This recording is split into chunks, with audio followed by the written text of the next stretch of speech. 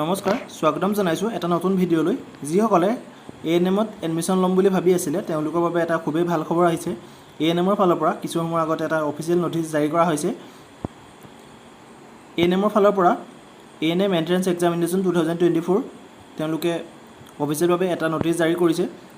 আৰু ইয়াতে ইণ্টাৰেষ্টেড আৰু এলিজিবল ফিমেল কেণ্ডিডেটে ইয়াতে অনলাইন এপ্লাই কৰিব পাৰিব তাৰ বাবে তেওঁলোকে কি কৰিব লাগিব জানিবলৈ ভিডিঅ'টো শেষলৈকে চাই থাকিব যদিহে এতিয়ালৈকে আমাৰ চেনেলটো ছাবস্ক্ৰাইব কৰা নাই অনুগ্ৰহ কৰি চেনেলটো ছাবস্ক্ৰাইব কৰি ল'ব এনে ধৰণৰ আপডেটবিলাক পাই থাকিবলৈ আহক এতিয়া ভিডিঅ'টো আৰম্ভ কৰোঁ ইয়াৰে আপুনি এক্সামটো চাওক এএনএম এন্ট্ৰেন্স এক্সাম 2024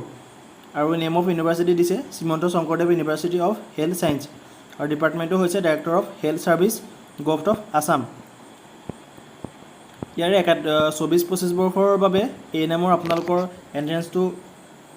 পতা হ'ব 22 ছেপ্টেম্বৰ 2024 তাৰিখে আৰু ইয়াৰে এপ্লিকেশ্যন ফিজটো হৈছে 1500 টকা আৰু আপোনালোকে চেণ্টাৰ কেইটা হ'ব গুৱাহাটী ডিব্ৰুগড় শিলচৰ যোৰহাট তেজপুৰ লখিমপুৰ আৰু কোকৰাঝাৰ আৰু OMR বেস্ট এক্সামিনেশ্যন হ'ব এই হেল্পলাইন নাম্বাৰটোত আপোনালোকে কণ্টেক্ট কৰিব পাৰে ইয়াতে দি দিছে হেল্পলাইন নাম্বাৰটো আৰু এই এএনএমত এপ্লাই কৰিবলৈ আপোনালোকৰ কি এলিজিবিলিটি থাকিব লাগিব আপোনালোকে চাই লওক সিটিজেনশ্বিপ হ'ব লাগিব আপোনালোকে ইণ্ডিয়াৰ সিটিজেন হ'ব লাগিব আৰু কম্পালসৰি আপোনালোকৰ PRC থাকিব লাগিব আৰু ফিমেল কেণ্ডিডেটেহে ইয়াতে এপ্লাই কৰিব পাৰিব এজ লিমিটটো চাওক 17 পৰা 35 বছৰ আপোনালোকৰ হ'ব লাগিব এজ সিলেকশ্যন দিয়া হৈছে আপোনালোকৰ অংগনবাড়ী ৱৰ্কাৰ্ছ আশা কৰ্মী এনেকুৱাবিলাকক মানে এজ সিলেকশ্যন দিয়া হ'ব আৰু এডুকেশ্যন কোৱালিফিকেশ্যন বিচাৰিছে 12 পাছ আপোনালোকে মানে হায়াৰ ছেকেণ্ডাৰী পাছ কৰি যিবিলাক মহিলা ঘৰতে আছে তেওঁলোকে এই এএনএমৰ কাৰণে এপ্লাই কৰিব পাৰিব ইয়াতে কেটেগৰী ৱাইজ আপোনালোকৰ কিছুমান ফিজ ৰাখিছে জেনেৰেল কেটেগৰীৰ বাবে 1500 টকা ST SC বাবে 1200 টকা OBC MOBC EWS কাৰণে 1200 টকা টাই আহোম কোচ ৰাজবংশী মৰাণ মটক চুতীয়া NTGL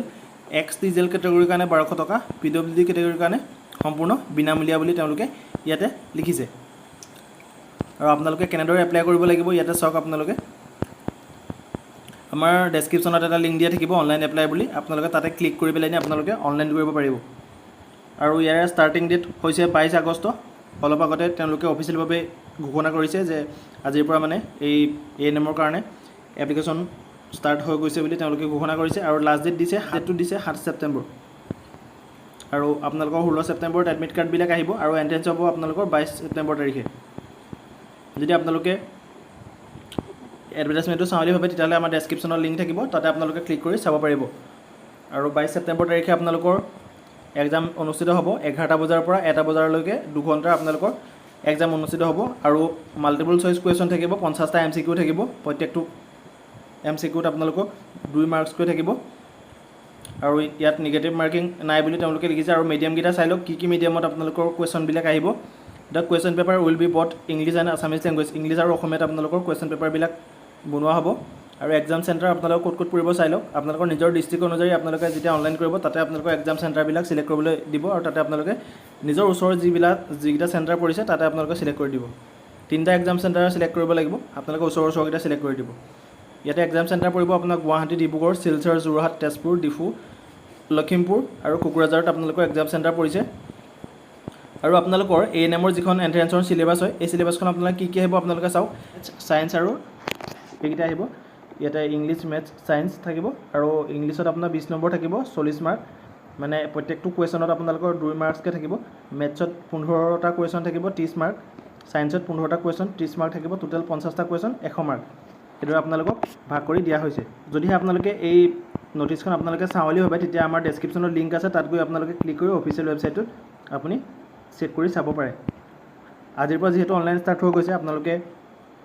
যিসকলে কৰিম বুলি ভাবিছে সেইসকলে অতি সোনকালে কৰি ল'ব কাৰণ ডেটটো পিছুৱাই গৈ থাকিলে আমাৰ সাৰ্ভাৰটো অলপ প্ৰব্লেম দিয়া দেখিবলৈ পোৱা যায় সেইটো কাৰণে আপোনালোকে সোনকালে কৰি ল'ব যিসকলে কৰিম বুলি ভাবি আছে তো ভিডিঅ'টো ইমানেই আছিলে যদিহে এতিয়ালৈকে আমাৰ চেনেলটো ছাবস্ক্ৰাইব কৰা নাই প্লিজ আমাৰ চেনেলটো ছাবস্ক্ৰাইব কৰি ল'ব